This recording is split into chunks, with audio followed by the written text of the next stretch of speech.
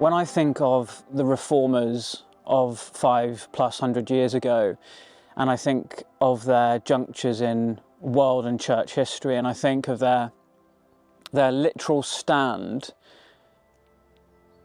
before men, sometimes entirely on their own, based on the conviction that the word of the Lord had come to them.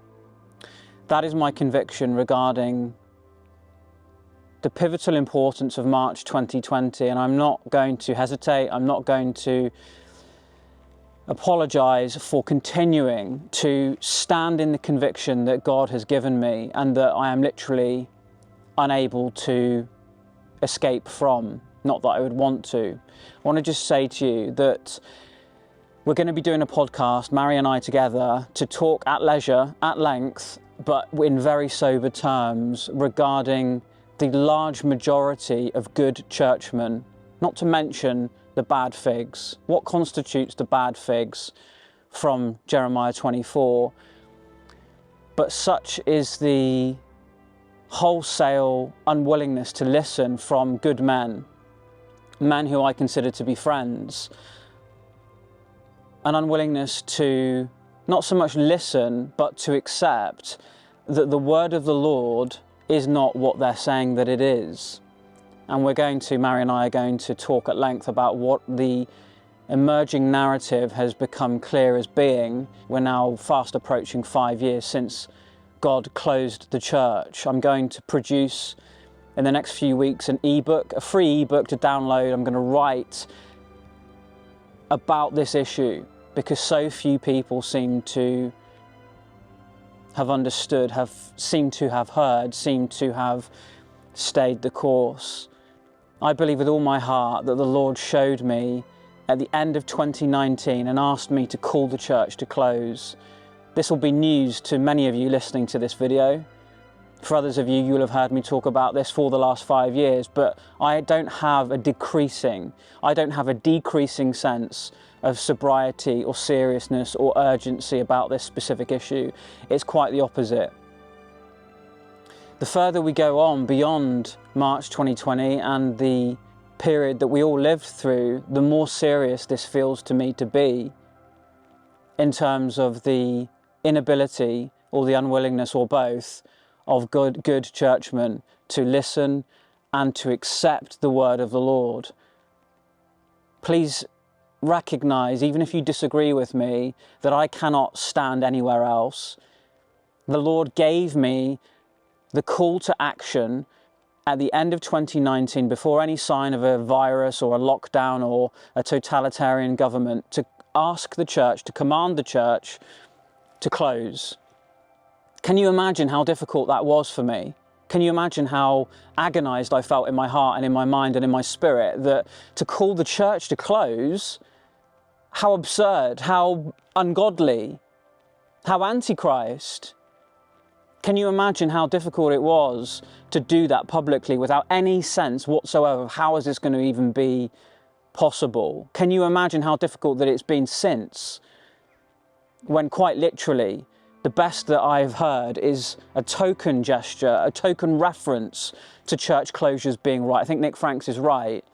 And then sloping off into email ghosting because I've challenged one of the worst things that I've seen, which is a theoretical assent to that reality and a refusal to stand in the place of conviction, come what may, if that puts you at odds with other people, your friends, your family, your employer.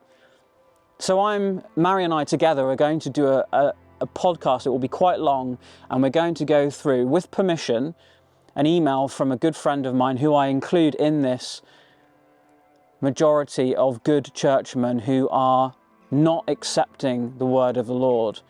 The teaching is so clear that we are part of the body, and if a part of the body is unwell, we are unwell. In the New Testament era, the body is the main way that Paul, the apostle, who wrote most of the New Testament, thought and spoke about the church, about God's people, and actually about God. Christ is the head. Ephesians chapter 4. We had a very touching moment just yesterday. We were with a couple who the lady has been recently prescribed with cancer. And as we were with them, towards the end of our time with them, the lady mentioned it and then basically broke down. It was just the wife and the husband, and the heaviness that was upon them was so evident, both of them. And as she started to kind of weep, and obviously she was embarrassed and so on, but then she started to have a nosebleed. And I had said to her just seconds before, "Do you mind if I give you a hug?" And then she had this nosebleed. And then I said, these people weren't Christians. I then said to them, "Do you mind if I pray for you?" And they were welcoming of that, immediately welcoming of that. And we prayed. This is my point. The human body, if you have something like even if it's something minor, like a sprained wrist, and you need a sling, then that it affects the whole body. Even if you would then look at the wrist and say, well, okay, that means I can't write, or it means I can't play a game on the computer, but your whole body, to think of it as just, I've got a bad wrist, it affects your whole body. Now, take that as another example. You've maybe ruptured your ligaments in your ankle. You've got a grade 3 sprain. You've got major swelling and edema. You need to have maybe a hematoma drained. You've got an immobilized joint. You can't weight bear. You need crutches. You can't walk. Do you think of yourself as just having a bad ankle, or do you think of yourself as having an immobile body, a sick body? Take it a step further. You have cancer, as the woman does that we were with yesterday, who I'm telling you about. Her whole body is manifesting signs of sickness, whether it's directly through the cancer or through the medication that's being used to treat the cancer. Her whole body, mind, spirit, soul is affected. Of course, I hear the immediate rebuttal. The word of the Lord, is it not just the word of Nick Franks? Well, listen, let me ask you another question as I finish this video. If the Lord gave you a word, if the Lord put on your heart in that way that makes your heart beat and your mind reel, because you know it's the Lord and yet you can't see how it would ever be a reality.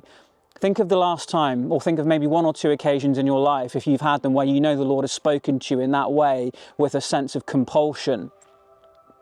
What would you do if the Lord gave you that word at the end of 2019 to publicly call the churches to close, and not with any sense at all of it being a test, not with any sense of it being a temporary measure, but that it was rather an axe to the root to the radicalis, to the nerve centre, as it were, of the malaise that we are all suffering within? What would you have done? What would you do today if the Lord had given you that in advance of that even becoming remotely possible?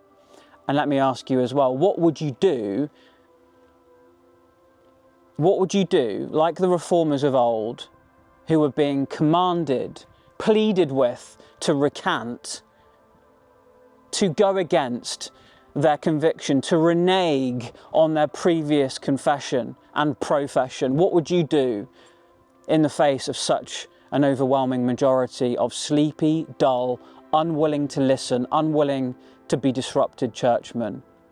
That's what we're going to talk about at length. And for those of you who I've already provoked unto anger or to indignation, I'd encourage you to listen to the podcast where I go through an email from a good friend who has given permission for us to do this.